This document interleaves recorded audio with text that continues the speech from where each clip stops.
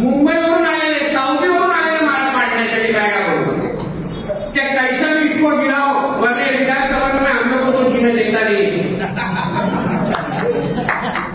पण माझ्या इकडला हिंदू समाज जागृत झाला, उभा राहिला, मतदान केलं आणि आज आमदार आणि मंत्री म्हणून मी तुमच्या समोर इथे आलेलो काही फरक पडत नाही। आपण आपली भूमिका ठराविक असली पाहिजे की बाबा मला हिंदूंच्याच मतांवर निवडून यायचंय, बाकी करण्याची गरज नाही।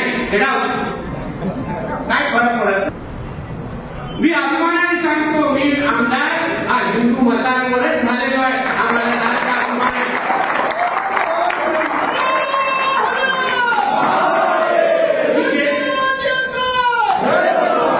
मी गेलोच नाही मोहल्ल्यांमध्ये मतं मागण्यासाठी, नाही की आता जेव्हा काय कोणाला द्यायचं तर द्या।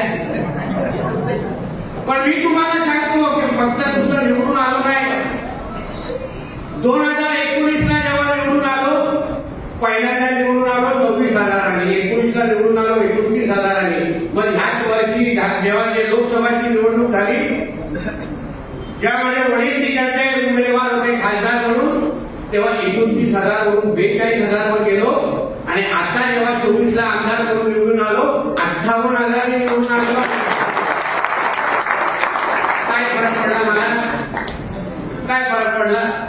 उलट माझे सर्वात जास्त व्हिडिओ फिरवत होते ते मुंबईवरून आलेले, सौदीवरून आलेले माल पाडण्यासाठी बॅगा करून क्या कैसा भी इसको गिराओ वरना विधानसभा में हम लोग को तो जीने देता नहीं।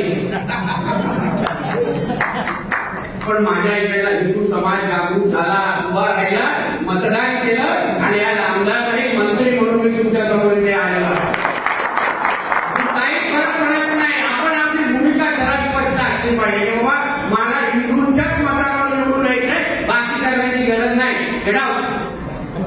काय फरक पडत नाही। आपण हिंदू म्हणून आपल्या या महाराष्ट्रामध्ये भूमिकाची सरळ स्पष्ट ठेवली तर कोणालाही काय फरक त्याचा पडत नाही। ईव्हीएमच्या नावाने आमचे कसे विरोधक बोलतात,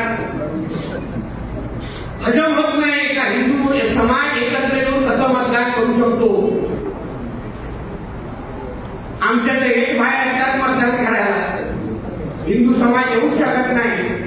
ईव्हीएमवर दोष देतात, आता हे लोकांना ईव्हीएमचं फुटफॉर्मच कळलं नाही। हिंदू समाज आणि कुठल्या विचाराने मतदान केलं कळलंच नाही। ईव्हीएमचं अर्थ आहे एव्हरी वोट अगेन्स्ट मुल्ला,